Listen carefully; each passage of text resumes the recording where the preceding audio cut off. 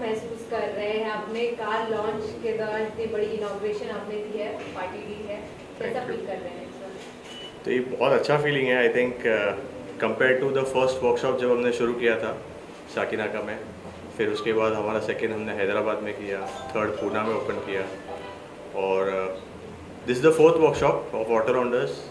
इसको हमने बहुत मेहनत से बनाया, आप सब देख ही सकते हैं। तो it's a very very good feeling. अच्छा लग रहा है कि मतलब बहुत मज़ा आ गया, जैसा हमने सोचा था वैसा बना है।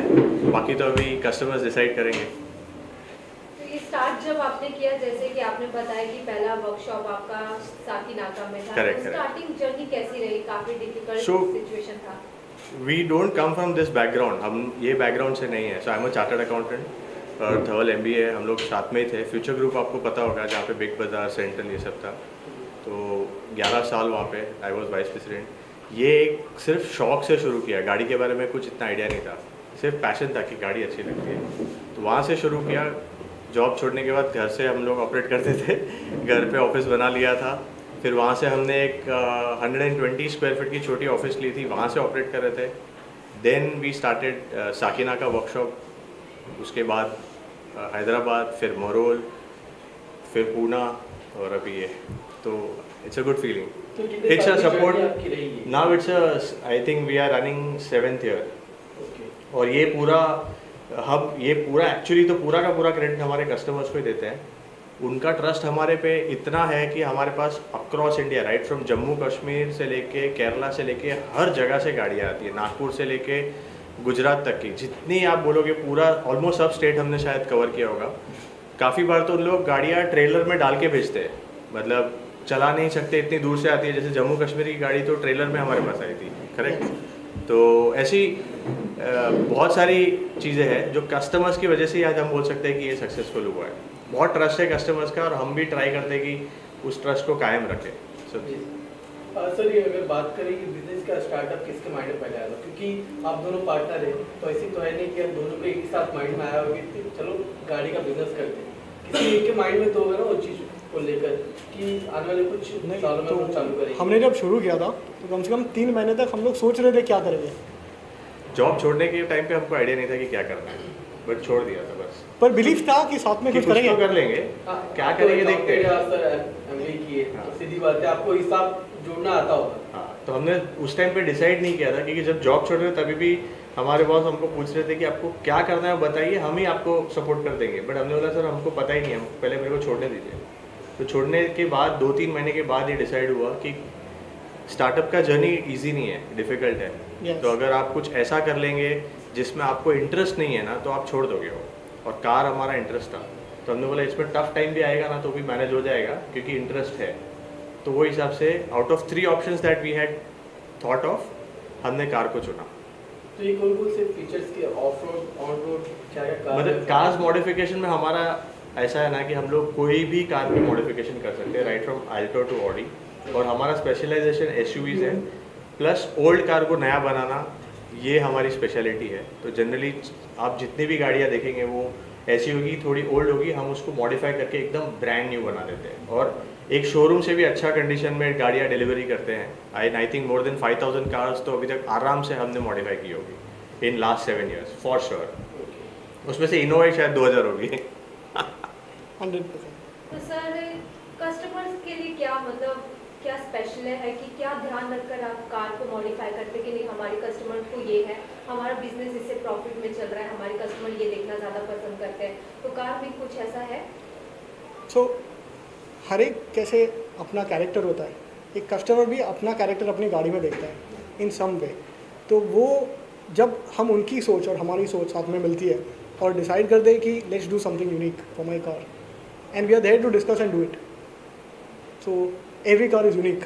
आप रिक्वायरमेंट सोच के आओ, मैं हम लोग करके दे दें। तो अपना समझ के चलते हैं, तब जाके होता है so we don't look at this purely as as a a business. Business. हम हर गाड़ी को मॉडिफाई करते हैं ना, हमारा भी शौक पूरा होता है उसमें। or even the lowest member of the team also sees it that way. If you come to the office, from the time you are greeted till you are delivered, it's a journey, it's an experience, you become a family.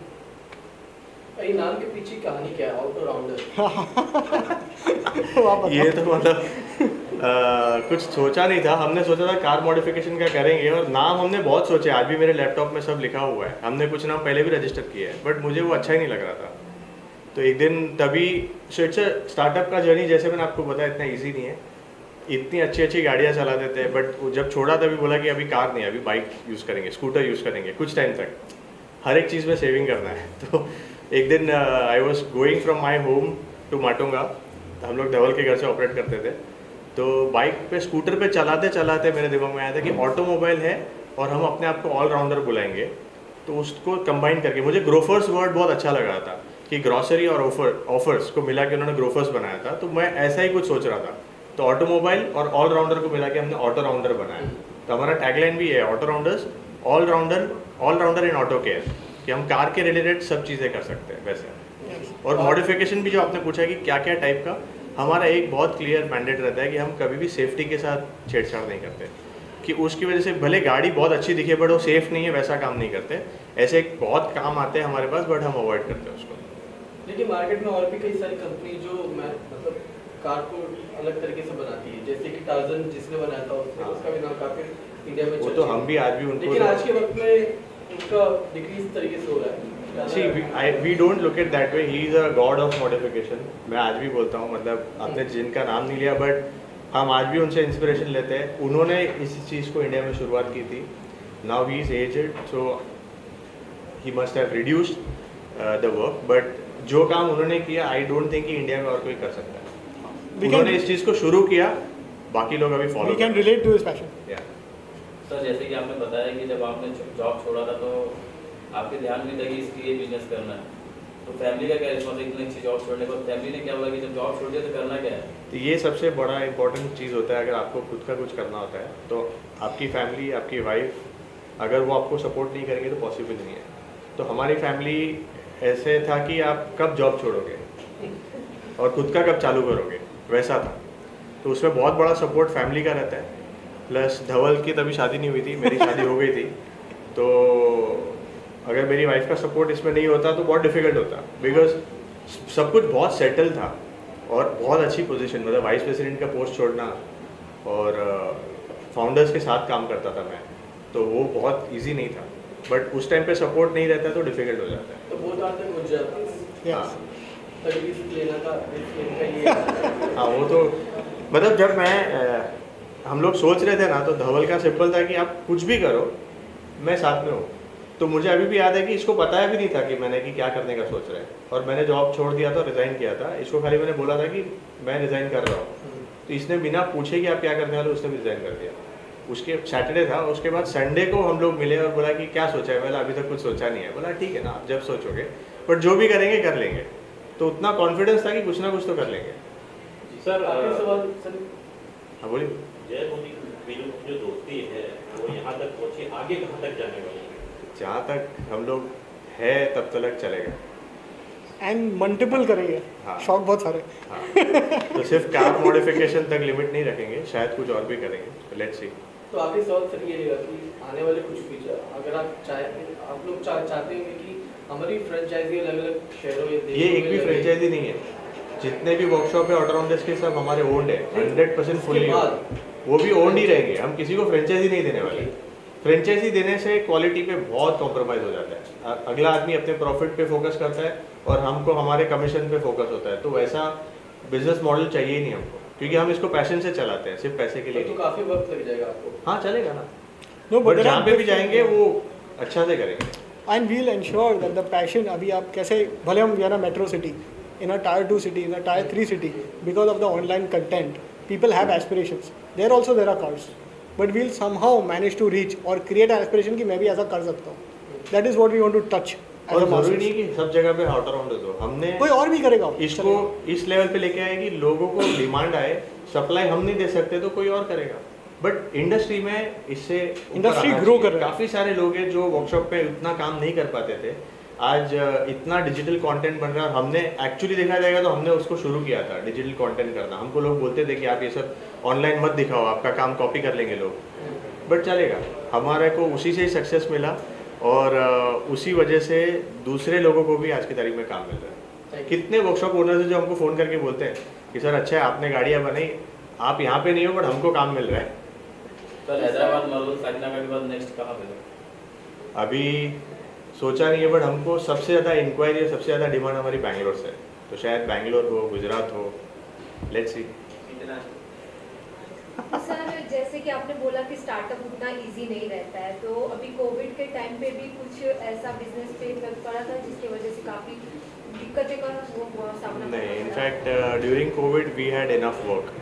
हमारा काम अच्छा हो गया उस time पे कि हमारे को फुर्सत मिली, बहुत सारा बैकलॉग था हमारे पास, वो सब क्लियर हो गया। लोग वो पास बनाते थे, मालूम है, ऑनलाइन एप्लीकेशन करके ई-पास। वो ई पास बना के हमारे पास आके गाड़ी छोड़ के जाते थे कि सर अभी तो 2-3 महीना कहीं निकलना है नहीं, तो आपके पास गाड़ी रखते हैं, आपको फुर्सत मिलेगी तब बनाइए। हम कोविड में जब स्ट्रिक्ट एकदम प्रॉपर लॉकडाउन था उसको छोड़ के हमने सब टाइम पे काम किया।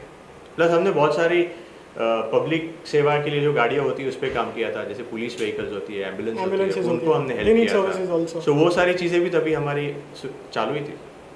ये सब के लिए सेवा करना सर एक अलग ही अपॉर्चुनिटी रहती है, और गोल्डन की कभी मिलेगा ये मौका, क्या लगा था उस टाइम पे? It was fun. मतलब हमको तो उस टाइम पे ऐसा लग रहा था ना कि हम कुछ तो कर रहे हैं, घर पे नहीं बैठे हैं, आराम से तो काम कर रहे हैं, हमको मज़ा आया और लोगों का हेल्प करने को अच्छा लगा था उस टाइम पे। सर रेस कार्स के लिए क्या कुछ कहना चाहेंगे? रेस कार्स हम उसमें नहीं है अभी, रेस कार्स में नहीं है, we are only into pure modification, that's it. तो सर जैसे अभी आपने बताया कि सीए की जर्नी से यहाँ तक की जर्नी है, इस जर्नी को लेकर क्या कहना चाहेंगे कि कहाँ सीए के पोस्ट से आपने रिजाइन डाल दिया और ऑटो रामलर के फाउंडर से ऐसा? आई थिंक आप जो भी एजुकेशन होता है ना वो आपको एक लेवल तक सिर्फ लेके आ सकता है, उसके बाद तो आपको किस चीज़ का शौक है आप वही करना चाहिए, मेरा मानना ऐसा है।